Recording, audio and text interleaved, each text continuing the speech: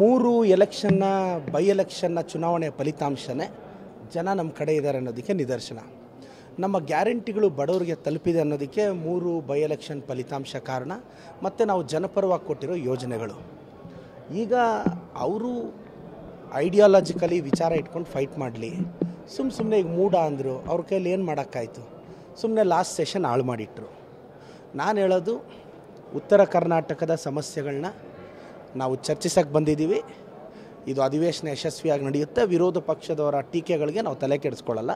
ಇವರು ನಮ್ಮನ್ನು ಪ್ರಶ್ನೆ ಮಾಡೋ ಮೊದಲು, ಈಗ ಪಾರ್ಲಿಮೆಂಟ್ ನಡೀತಿದೆ ಅಲ್ಲ, ಇವರು ದೊಡ್ಡದಾಗಿ ಏನು ನ್ಯಾಷನಲ್ ಸೆಕ್ಯೂರಿಟಿ, ದೇಶ ಪ್ರೇಮ ಅಂದರೆ ಬರೀ ಇವ್ರ ಅಪ್ಪನ ಮನೆ ಆಸ್ತಿ ಥರ ಆಡ್ತಾರಲ್ಲ ಬಿ ಜೆ ಪಿಯವರು. ನಾವು ಭಾರತೀಯರೇ, ನಮಗೂ ದೇಶ ಪ್ರೇಮ ಇದೆಲ್ಲ. ಈ ಕಡೆ ಶ್ರೀಲಂಕಾದವರು ಚೈನಾ ಕಡೆ ವಾಲ್ತಿದ್ದಾರೆ, ನೇಪಾಳವರು ಚೈನಾ ಕಡೆ ವಾಲ್ತಿದ್ದಾರೆ. ಇದ್ರ ಬಗ್ಗೆ ಸುದ್ದಿನೇ ಮಾತಾಡಲ್ಲ. ನಾವು ಅಲ್ಲಿ ಸೆಷನ್ನಲ್ಲಿ ಮಾತಾಡಿದ್ರು ನಮ್ಮನ್ನು ಮಾತಾಡೋಕ್ಕೆ ಬಿಡಲ್ಲ.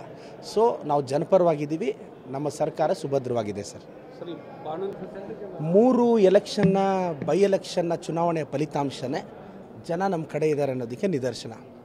ನಮ್ಮ ಗ್ಯಾರಂಟಿಗಳು ಬಡವರಿಗೆ ತಲುಪಿದೆ ಅನ್ನೋದಕ್ಕೆ ಮೂರು ಬೈ ಎಲೆಕ್ಷನ್ ಫಲಿತಾಂಶ ಕಾರಣ, ಮತ್ತು ನಾವು ಜನಪರವಾಗಿ ಕೊಟ್ಟಿರೋ ಯೋಜನೆಗಳು.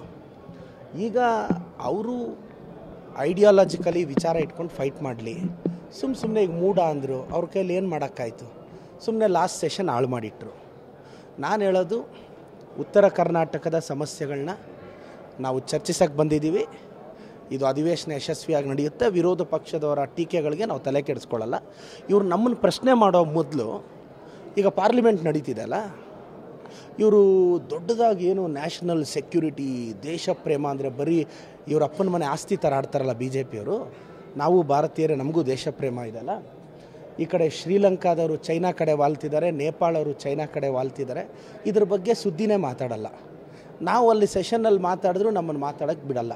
ಸೊ ನಾವು ಜನಪರವಾಗಿದ್ದೀವಿ, ನಮ್ಮ ಸರ್ಕಾರ ಸುಭದ್ರವಾಗಿದೆ ಸರ್.